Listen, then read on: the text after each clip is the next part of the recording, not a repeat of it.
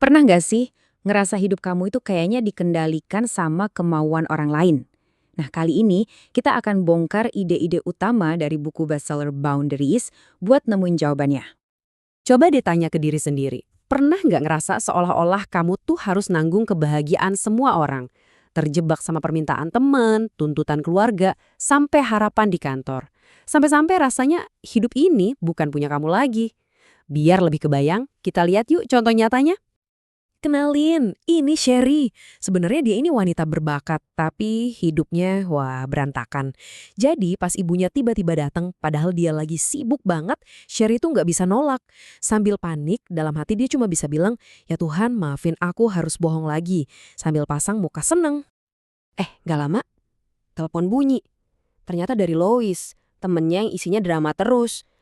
Sherry terpaksa dengerin curhatannya sejam penuh. Padahal dia sendiri udah capek banget.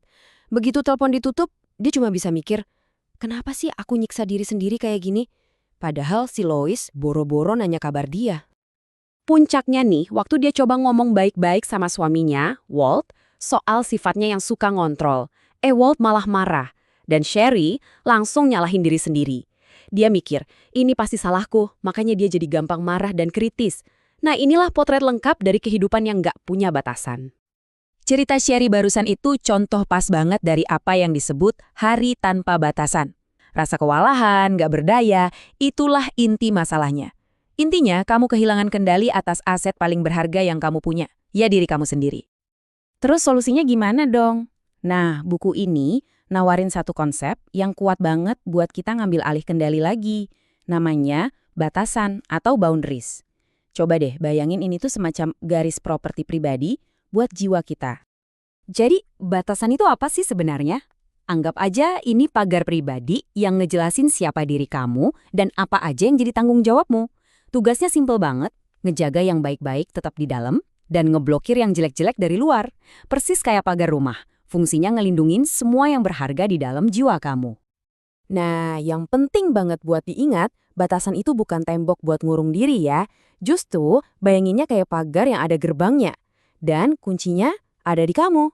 Kamu yang punya kuasa penuh buat mutusin kapan gerbangnya dibuka buat hal-hal baik dan kapan harus ditutup rapat buat ngelindungin diri dari yang ngerusak.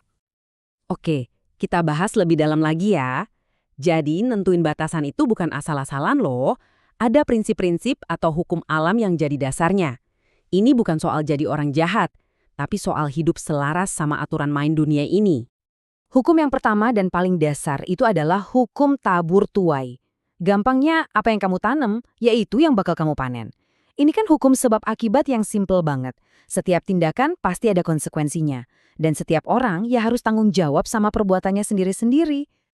Masalahnya, kalau kita nggak punya batasan, kita sering banget nanggung akibat dari perbuatan orang lain. Gini deh analoginya. Bayangin tetangga kamu malas nyiram tanaman, tapi alat penyiram otomatis di halaman kamu malah nyiramin halaman dia juga. Hasilnya apa? Halaman kamu kering kerontang, halaman dia malah subur. Nah, itulah yang terjadi waktu kita nyelamatin orang lain dari tanggung jawabnya. Ujung-ujungnya, kita yang kena getahnya. Nah, ini nih pertanyaan yang paling sering bikin kita ragu. Loh, nentuin batasan gitu bukannya egois ya? Kan kita diajarin buat nolongin orang, buat peduli sama sesama.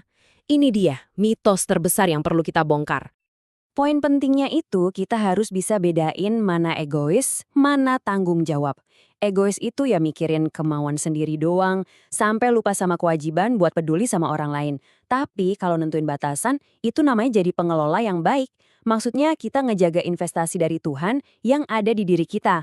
Waktu, bakat, energi. Justru dengan melindungi semua itu, kita jadi punya kapasitas lebih buat nolongin orang lain secara tulus dan efektif. Tapi ya gitu, nerapin batasan ini emang nggak gampang. Siap-siap aja, pasti ada perlawanan. Perlawanan ini bisa datang dari orang-orang sekitar yang udah keenakan sama kamu yang serba bisa. Dan bisa juga datang dari dalam diri kamu sendiri. Biasanya nih, ada dua tipe orang yang paling susah sama batasan. Pertama, tipe si penurut.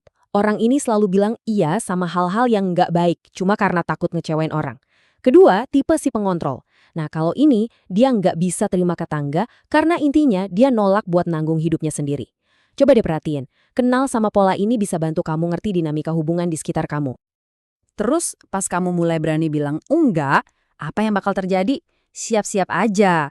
Kamu mungkin bakal diomelin, dibilang egois, atau dibikin ngerasa bersalah. Tapi ingat, ini tuh reaksi yang wajar banget dari orang-orang yang udah terbiasa dapat semua maunya dari kamu. Tapi kalau kamu bisa lewatin semua perlawanan itu, hasilnya luar biasa loh. Yuk kita intip kayak gimana sih kehidupan yang terkendali yang penuh harapan itu? Ini bukti nyata transformasinya. Masih ingat Sherry kan? Nah, dia balik lagi. Pas ibunya datang lagi tanpa ngabarin, kali ini Sherry beda. Dia bilang, "Bu, aku senang banget ibu datang, tapi maaf banget sekarang waktunya bener-bener lagi nggak pas." Dia jujur, tapi tetap sopan dan penuh kasih. Nggak ada lagi tuh bohong cuma buat nyenangin ibunya. Dan hebatnya, perubahan Sherry ini nular ke keluarganya. Waktu dia berhenti ngerjain semuanya buat semua orang, suami sama anak-anaknya jadi sadar. Muncul kesadaran simpel di kepala mereka. Wah, kalau aku nggak kerja, ya aku nggak makan. Akhirnya mereka belajar apa itu tanggung jawab. Tapi transformasi paling gedenya itu ada di dalam diri Sherry sendiri. Pas si Lois telepon lagi dengan drama barunya, Sherry bisa dengan tenang bilang, "Lois, maaf aku lagi sibuk banget sekarang, nanti aku telepon balik ya." Dia sadar, selama ini aku coba nanggung perasaan Lois, padahal itu bukan tanggung jawab yang Tuhan kasih ke aku. Dan akhirnya, dia benar-benar bebas dari beban itu. Pada akhirnya, semuanya kembali ke satu pertanyaan simpel ini. Hidupmu itu propertimu. Jadi, siapa yang kamu kasih izin buat ngelolanya? Apakah kamu sendiri? Atau kamu malah ngasih kuncinya ke orang lain? Jawaban dari pertanyaan itu, itulah yang bakal nentuin kualitas hidupmu ke depan.